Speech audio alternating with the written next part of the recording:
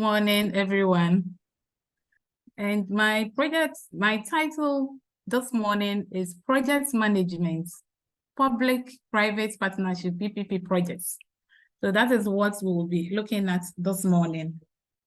So my presentation will be in this outline. I'll have an introduction. We'll look at the types and various options of PPPs. We'll look at other types of private involvement, which may not be PPPs. We'll look at the PPP framework, PPP process cycle, preparation of PPP projects, structure and drafting of the tender and the contract. And we also look at the procurement of PPP projects and PPP contracts management.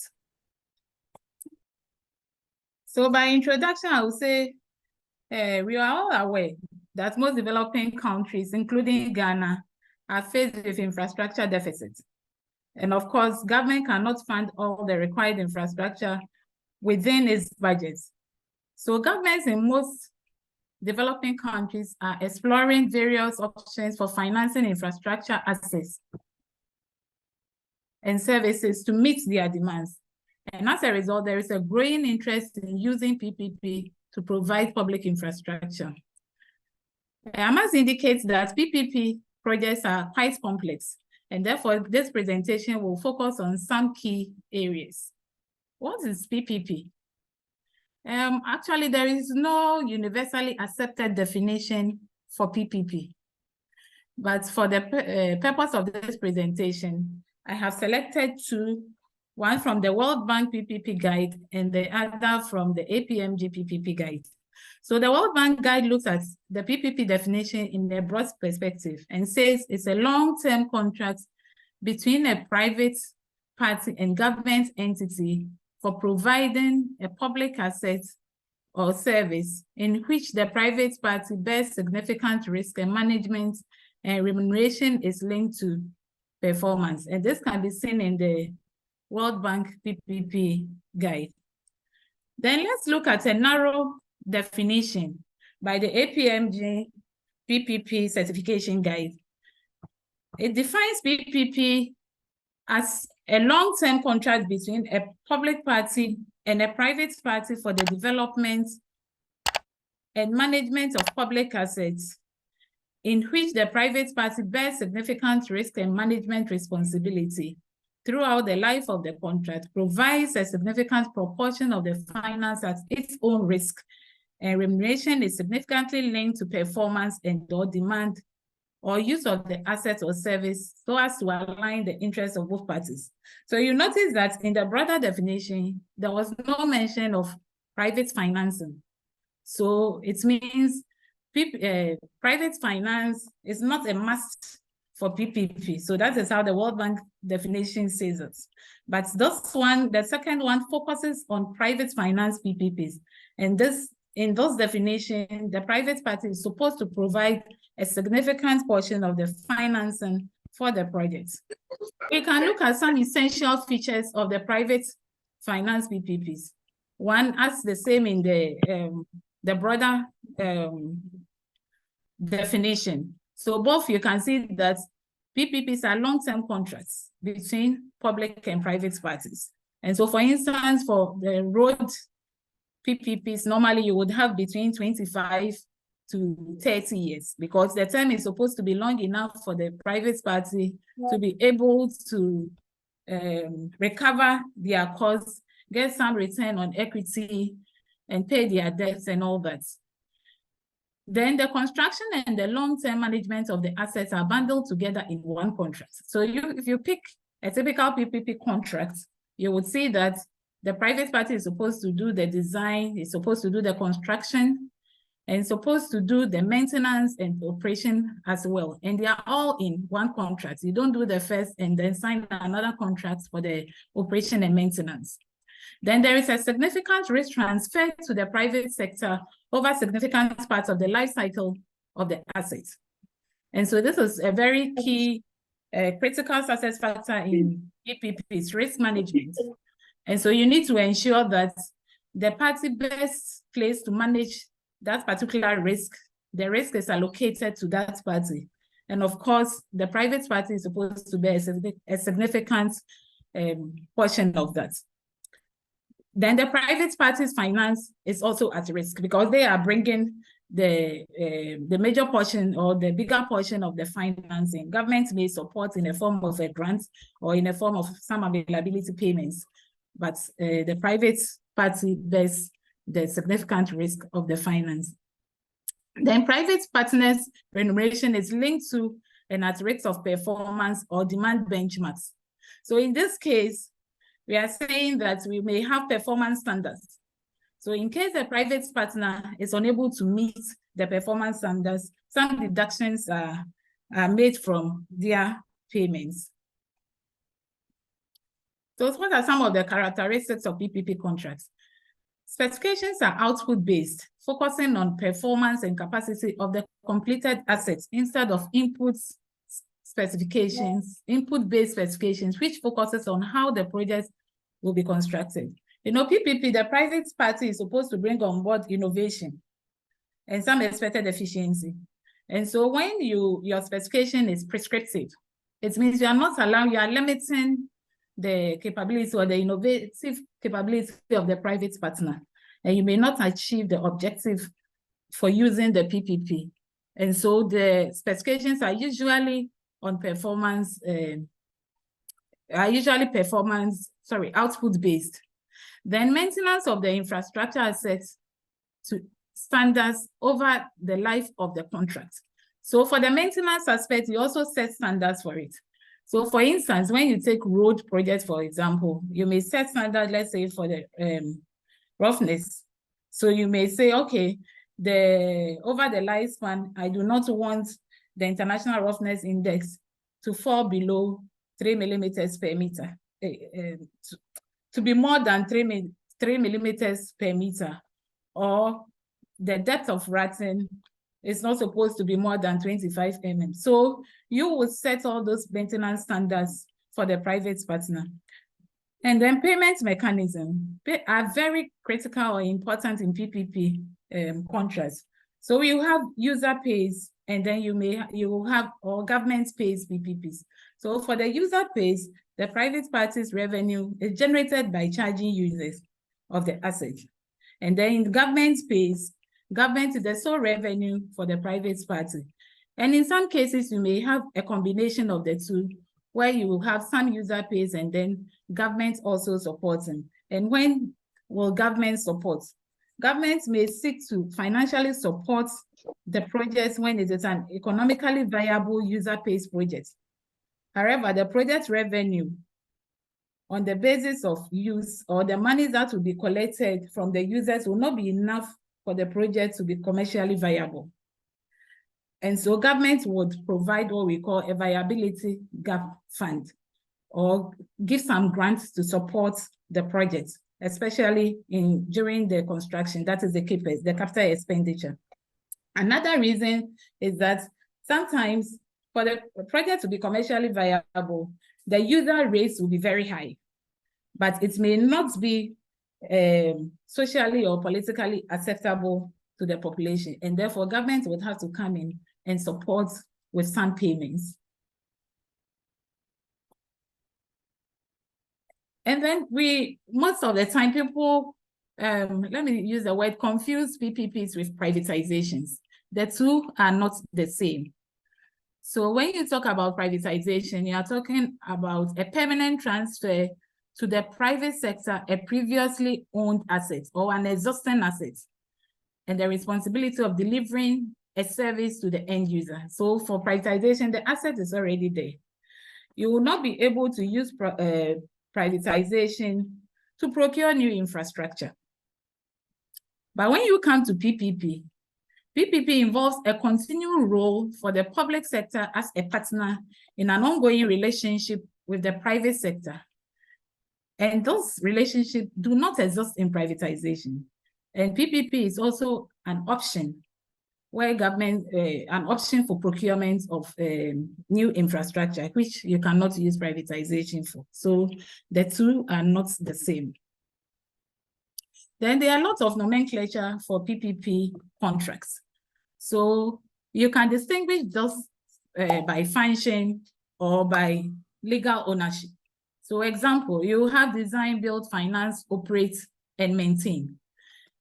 The functions transferred to the private party are all in there, in the name of the contract.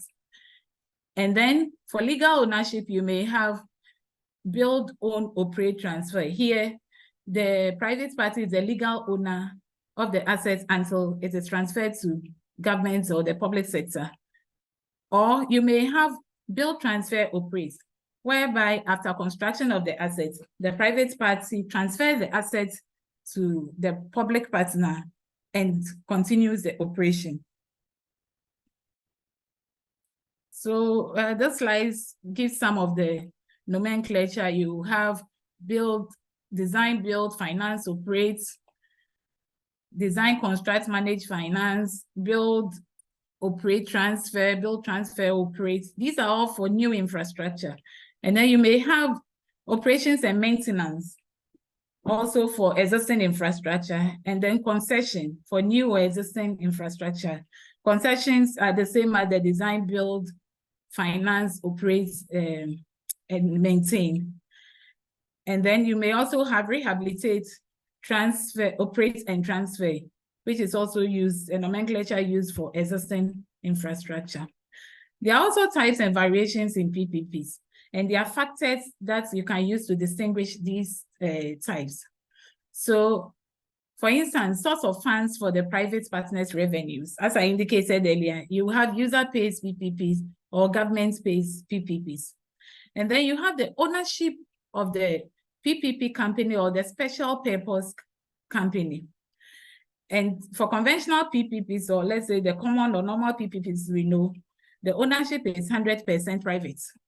And then you also have what we call institutional PPPs, where you have 100% public ownership. And it could be a joint venture of both private and public, where the public party is controlling the PPP company or the SPV. You can also have scope of the contract. So it's either an infrastructure PPP or a service PPP. Service PPP, you don't have any capital investment involved, and there is no development of new infrastructure. And sometimes you have the relevance of the private sector financing. So you may have co-finance PPPs, as I mentioned. Of course, governments might have brought some grants in there, or you would have a purely conventional PPP where the private sector is providing 100% of the financing for the project. So this slide looks at other types of private involvements which are not PPPs. And apart from the privatization confusion, sometimes we also have some which are a little bit also confusing. So you may have management contracts, and they are typically of a shorter duration. We have defined PPP as of longer duration, but management contracts are of shorter duration and do not involve significant private capital involvement, and with performance incentives created through payments and penalties. So for instance, GHA may have tolls. We have constructed our tolls, and we may get a private firm to manage that, sometimes 2 years, 3 years, 4 years. And that is a short-term management, and that doesn't constitute PPP. And you have design, build, or turnkey contracts. They may have similar output-based specifications like PPP, but the terms are usually short. So maybe 24 months, 36 months after the construction, they hand over to the employer, and that doesn't constitute PPP. And sometimes you have these financial lease contracts. They may be long-term, providing public assets, but the risk transfer in there is significantly less compared to PPP.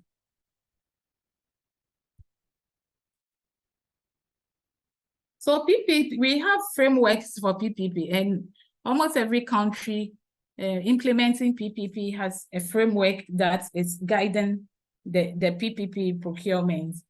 So the PPP framework provides guidance on each stage of developing and implementing a PPP project, from the identification and selection of candidates projects to managing PPP contracts through the project lifecycle. It promotes efficiency, accountability, transparency, and fairness in implementing PPP projects. So in Ghana, we have the PPP policy. And then in 2020, we had the PPP Act, Act 1039 also passed. So now all our PPP procurements that we would do, we would have to comply with the PPP Act 2039.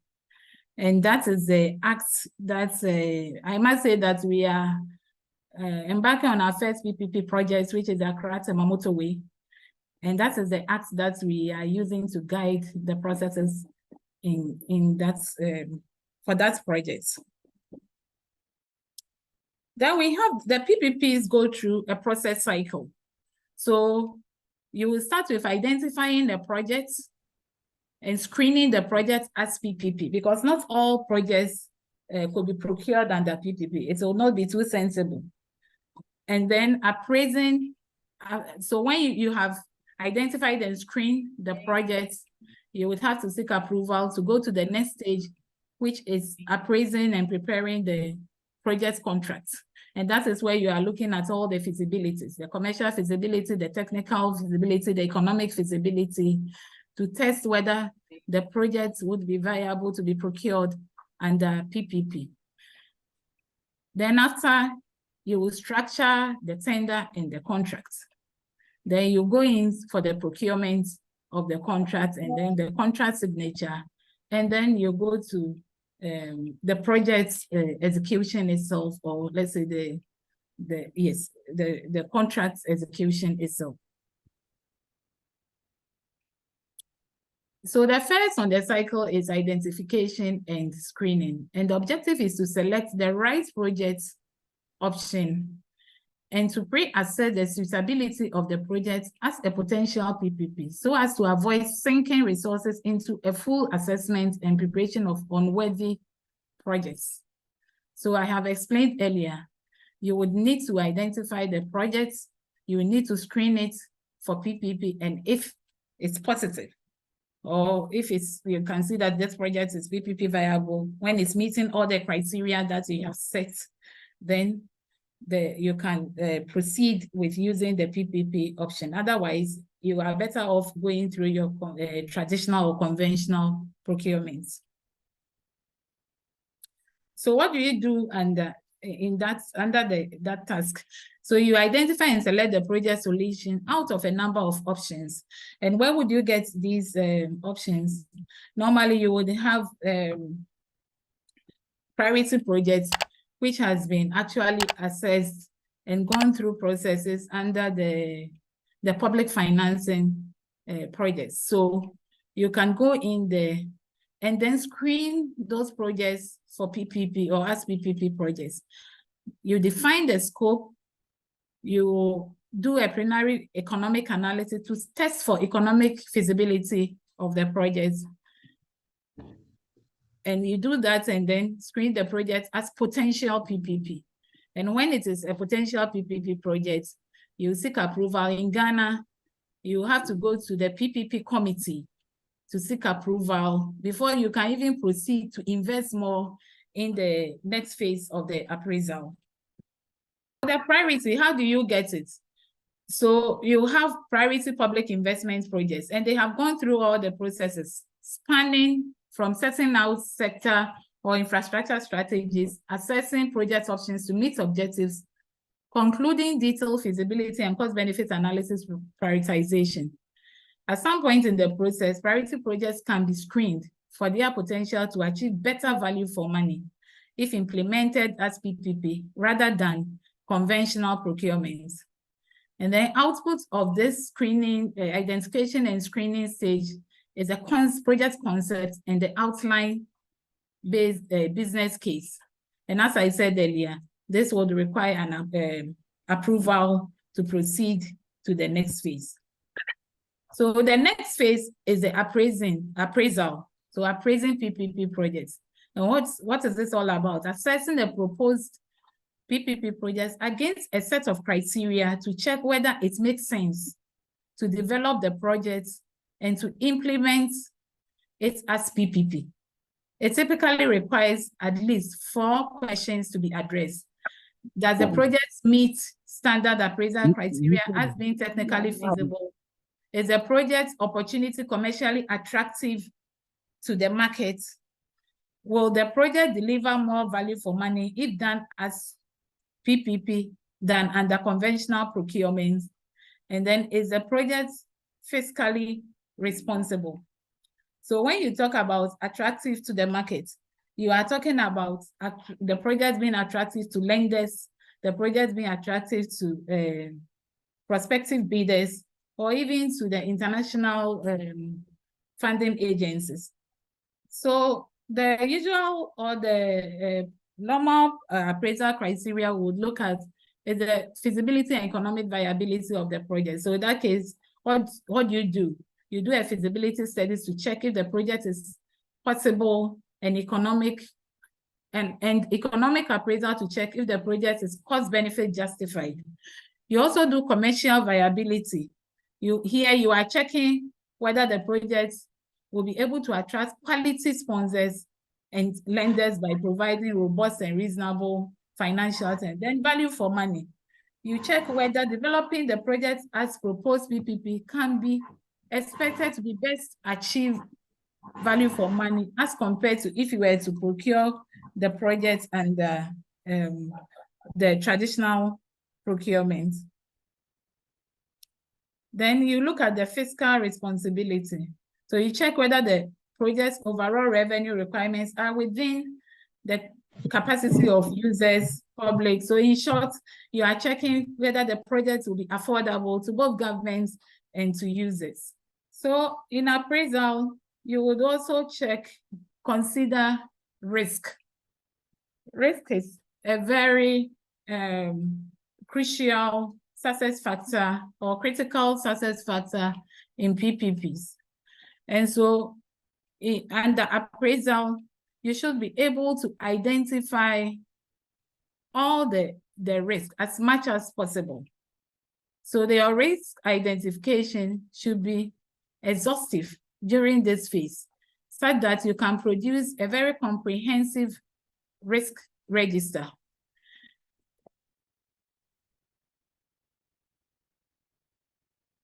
And then when you get to your risk assessment, you should do for both the quantitative assessments and the qualitative assessments. I know earlier presentations have gone into details with risk and risk assessments, so I wouldn't want to go into much details. However, the quantitative assessment is necessary to provide risk-adjusted cost, whereas the qualitative assessment is for the purposes of preliminary risk allocation. So in PPP, when you are checking value for money, we have what we call the public sector comparator. That is going to give you the cost of the project if you are to procure the project under the traditional procurement. However, because in PPP, you have some risk transfer to the private sector, you will need to adjust your baseline cost or the cost that you have estimated to procure under the conventional procurement with risk. So you do what we call risk-adjusted cost to be able to use to compare the cost when you have to procure under PPP and the cost when you have to procure under the conventional procurement, to be able to determine whether when you procure under PPP, you are going to obtain a positive value for money, you are going to have the public or yes, the beneficiary are going to have extra value on that. So what are some of the risks, the common risk in PPPs? We have the site risk, we have the design risk, we have commissioning risk, operation risk, regulatory change in legal framework, demand, defaults, economic or financial, force majeure, asset ownership. Now, I must indicate that it's not all the risk that is transferred to the private party. Some risks are retained by the public party, or some risks are also shared. Because as I said earlier, the party that is best placed to manage the risk takes over that risk. Then in PPP, we have what we call market sounding. if you sit in your office or in a team to provide all these assessments, analysis, and all that, and you do not go out there to test your parameters, you may be getting things wrong. And so the purpose is to test the project viability in the sense of ensuring that it will attract bidders and thus reach satisfactory closure. It's important for the project team to ensure that the commercial feasibility exercise captures the potential investors' perspective of the project.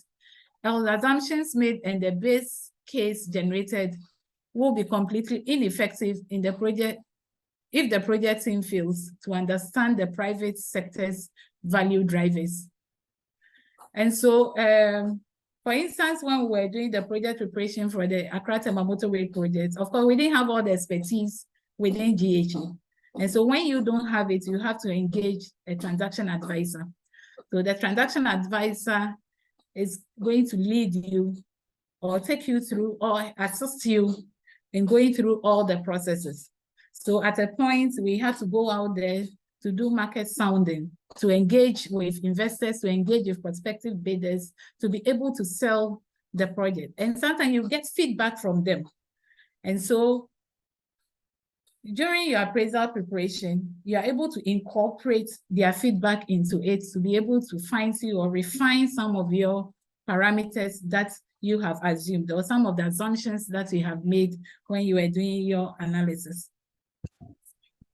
And so normally, what do you have in the project information memorandum? So you have the scope of the project, you will have the main technical risk identified, expected capital expenditure and operational expenditures. You have the payment mechanism and then revenue schemes expected. And then risk allocation already defined, financial assumptions, proposed timetable for the period from the procurement to the commencement, and then proposed contract structure, including risk allocation. So you create what we call a PIM, that is a project information memo. You would put all this information in it, and then how you find you can have meetings with industry players. You can also send out memos to identify competitive bidders, or you can have what do you call yes, a general meeting. You invite them for a meeting, you have some kind of dialogue with them, and then you are able to hear from them. They'll give you a lot of information, and from that assessment you would be able to refine that. Okay, thank you very much. So the next topic, it's a very broad topic, and I would want to take it up in the next presentation. So I would want to say a very big thank you